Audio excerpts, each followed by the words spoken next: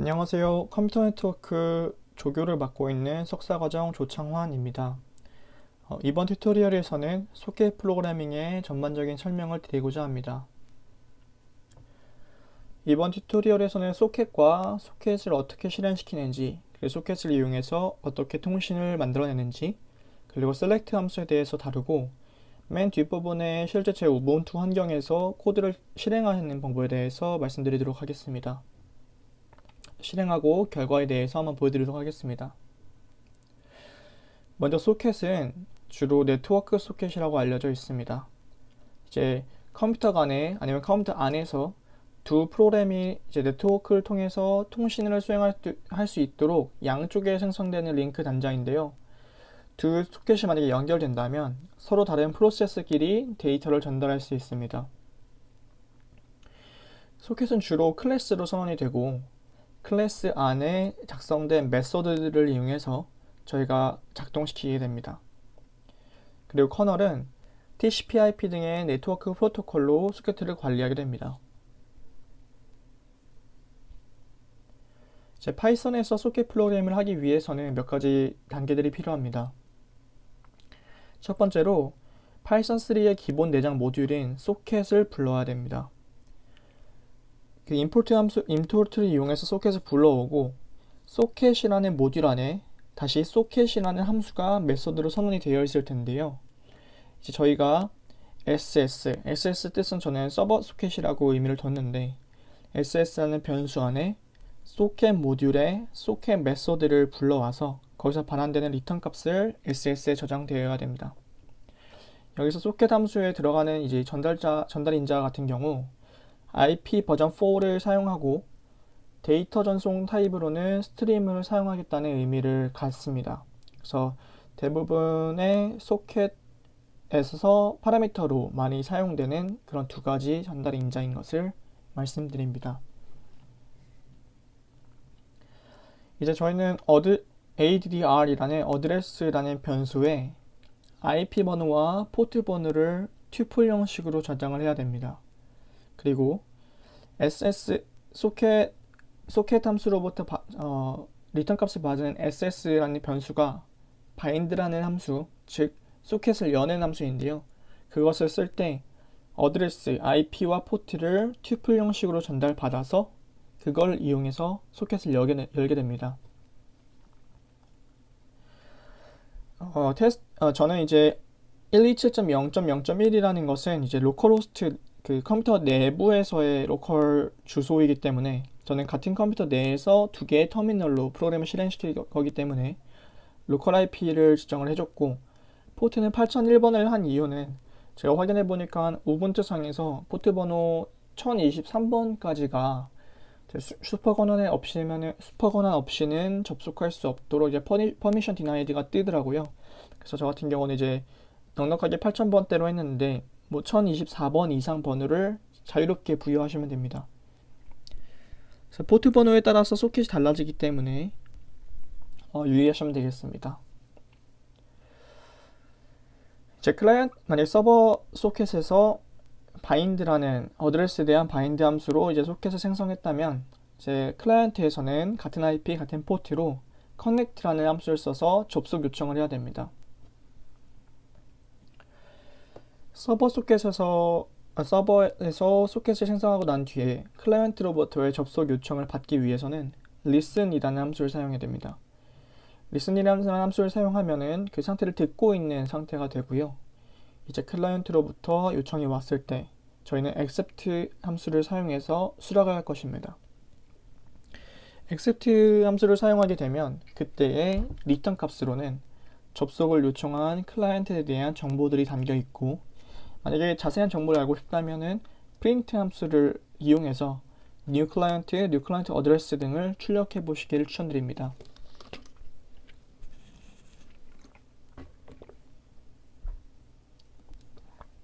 간단한 클라이언트 접속 예제입니다. 이제 저같이 예시처럼 코드를 작성해 보시고 이제 실행시키시면은 이제 이러한 결과를 나타낼 수 있습니다. 만약에 코드를 실행시키는 법이 잘 모르시겠다면은 이 프로젝트의 맨 뒷부분에 제가 우분투 환경에서 코드를 실행시키는 법을 한번 영상을 찍어봤는데 그거를 한번 참고해 보시면 될 것 같습니다. 이제 소켓으로 통신을 하는 과정입니다. 소켓 통신을 할 때에는 생성된 소켓과 send 리시버 함수를 통해서 데이터를 송수신해야 되는데요.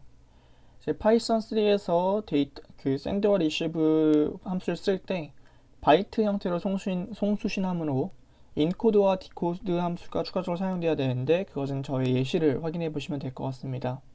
이제 receive의 뒤에 전달인자로는 버퍼 사이즈, 즉 이제 저희가 주고받는 데이터의 버퍼 사이즈를 지정해 줄 수 있고 이제 클로즈를 통해서 함수를 열려있는 소켓을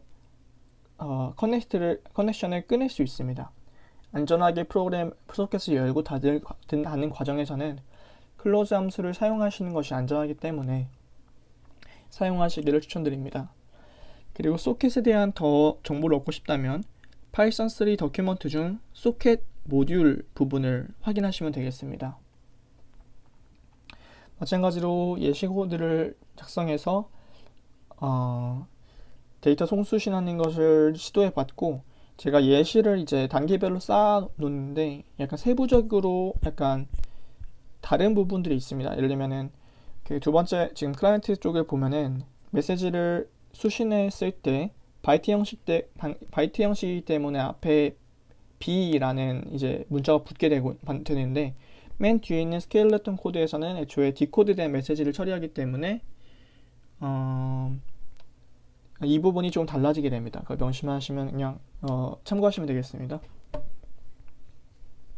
그리고 한 가지 더는 프로그램을 실행시킬 때 무조건 터미널 2개 이상을 띄워 놓으셔야 되고 각각의 터미널에서 각각의 파일을 실행시키는 것을 명심하시길 바랍니다.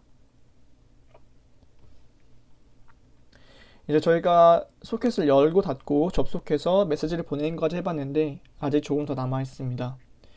이제 여러 개의 클라이언트들을 어떻게 받아들일 것인지 또 여러 개의 클라이언트로부터 오는 정보들을 어떻게 순차적으로 배열할 것인지 이제 사용자의 키보드 인풋을 어떻게 받을 것인지 이게 이제 select 함수를 통해서 이루어진다는 것입니다. 이제 기본적인 개념을 좀 알려드리면 소켓인 파일 디스크립터라는 것이 가장 중요한데요. 그리고 마찬가지로 표준 입력, 표준 출력, 표준 에러 또한 시스템에서 기본적으로 할당되는 파일 디스크립터라는 것이 가장 중요합니다. 그리고 이것이 이제 이벤트에 따라서 바뀌게 된다. 그리고 그 select 함수가 그 바뀌는 것을 캐치해내는 것입니다. 파일 디스크립터는 시스템으로부터 할당받은 파일을 대표하는 정수값인데요. 리눅스나 유닉스 시스템이 모든 것이 파일로 간주되기 때문에 파일을 오픈하면, 즉 접근하게 되면 커널이 특정한 정수값을 할당합니다. 그게 바로 파일 디스크립터고 select 함수는 이런 파일 디스크립터의 변화가 있을 때 리턴 값을 뱉는 그런 역할을 하는 함수입니다. 그러니까 다시 말하면 파일 디스크립터의 변화를 예의주시하고 있는 그런 함수인 것이죠. 이제 select 함수를 사용하기 위해서는 세 가지 리스트와 타임아웃 시간을 넣게 되는데요. 저희는 이제 각각의 소켓에서 클라이언트와 서버가 이제 이벤트 발생하는 것을 보고 또 키보드 인풋에 의해서 이벤트가 발생하는 것을 보게 될 것입니다. 그래서 저희는 r리스트에 그 방금 말했던 그 정보들을 넣어두고 거기에서 파일 디스크립터의 변화가 있는지를 예의주시하게 되는 것입니다. 그리고 만약에 그 이벤트가 발생하지 않고 타임아웃이 끝나게 된다면 이제 반환값으로는 빈 리스트를 반환하게 됩니다. 다시 한번 구조를 살펴보면 저희가 이제 이벤트를 파일 디스크립터의 변화를 예의주시하고 싶은 그 정보들을 r리스트에 넣어놓고 이제 select 함수에서 그 변화를 캐치하고 이벤트를 발생시키면 그 이벤트 발생의 주체가 누군지를 확인하고 그게 만약에 뭐 서버 소켓이냐 아니면 뭐 클라이언트냐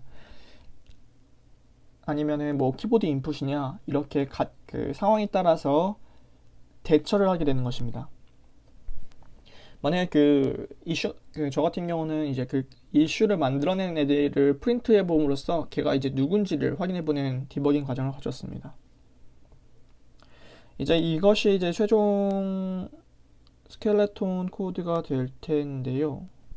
아닙니다. 그 뒤에 하나 더 있는데, 이제 이 스켈레톤 코드를 실행해 보시면은 메시지 송수신이 가능한 것을 확인해 보실 수 있습니다.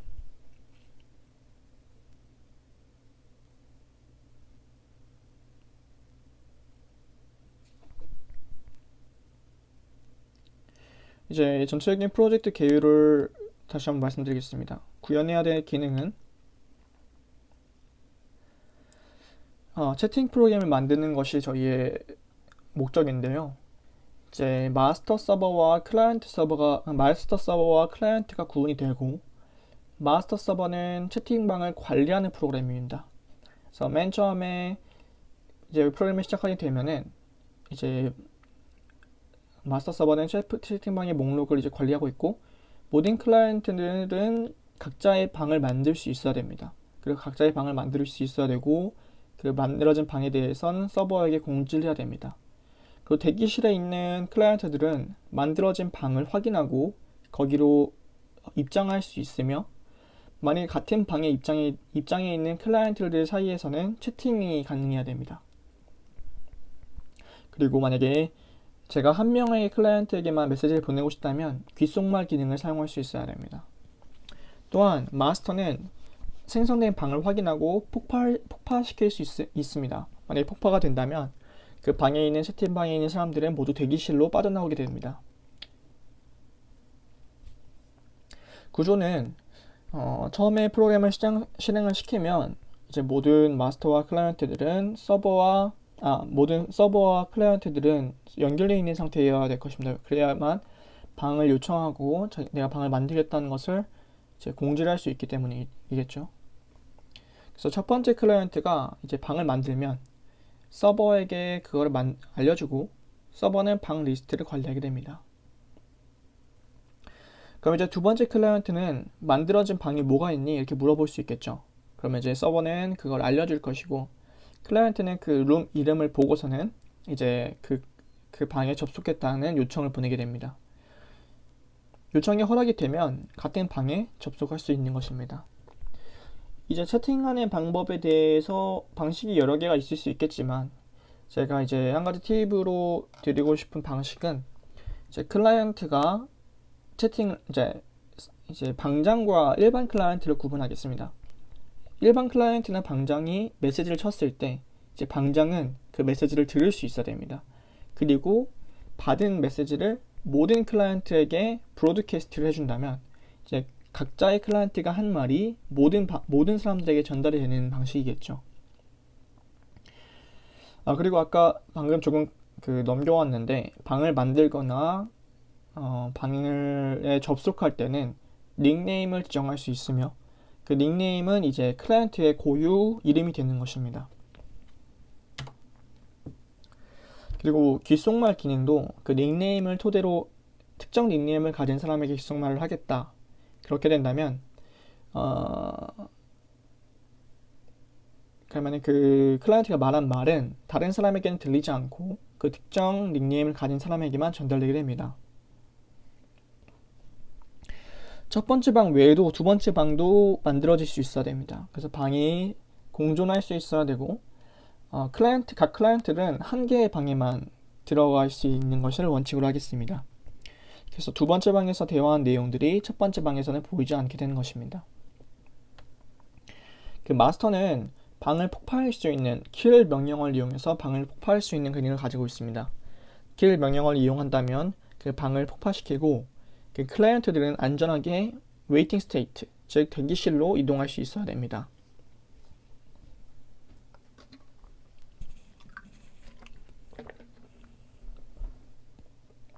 그래서 구현해야 되는 내용에 대해서는 제가 함께 첨부한 프로젝트 워드 파일을 꼭 확인하시길 바라겠습니다. 거기에 이제 채점 기준과 세분적인 기능 구현에 대해서 명시를 하였고, 여기서는 간단하게 개요를 설명해 드렸다고 생각하시면 되겠습니다. 이제 실제 프로그램이 어떻게 실행되고 우분투에서 어떻게 다뤄지는지 다음 영상에서 이제 바로 연결해서 보여드리도록 하겠습니다. 실제 제 우분투 환경에서 코드가 돌아가는 것을 보여드리고자 영상을 만들었습니다. 그래서 먼저 디렉토리를 이동하는 방법에 대해서 한번 설명을 드리면, 기본적으로 cd만 쳤을 때 홈 디렉토리를 향하게 되고요. 제가 만든 디렉토리까지 이동할 수 있습니다. 탭을 누르면 자동 완성이 된다는 것을 알고 계시면 편합니다. 그래서 디렉토리에 이동해서 제 서버 프로그램을 먼저 실행시키고, 나머지 터미널에 대해서는 클라이언트를 실행시키도록 하겠습니다.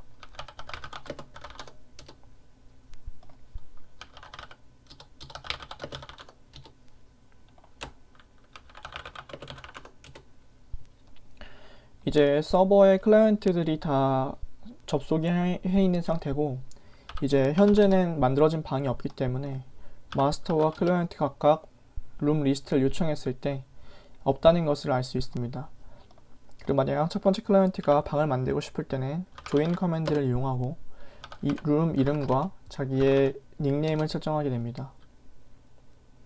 지금 현재 방이 없기 때문에 create를 이용해서 방에 접속하게 됩니다.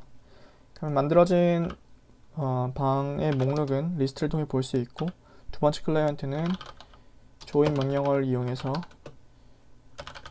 방에 접속할 수 있습니다. 만약 방을 접속할 때 닉네임을 설정하지 않는다면 자동적으로 unknown이라는 닉네임이 자동으로 부여되게 됩니다. 만약에 unknown이라는 사람이 채팅을 쳤을 때 닉네임에는 unknown이 표시되게 됩니다. 마찬가지로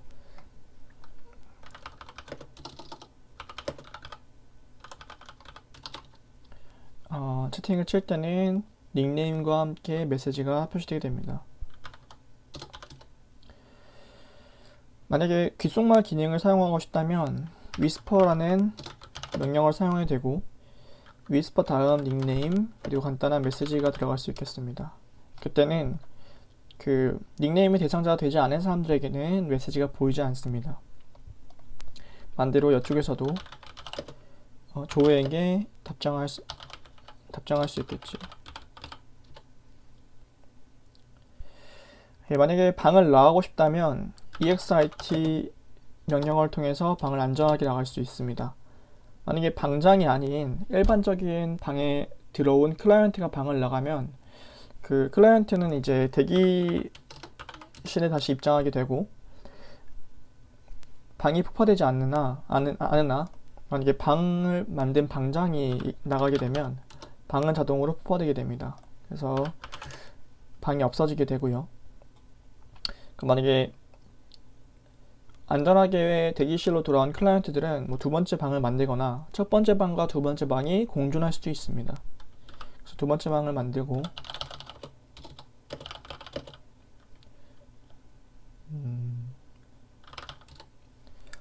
두 번째 방의 목록을 확인하고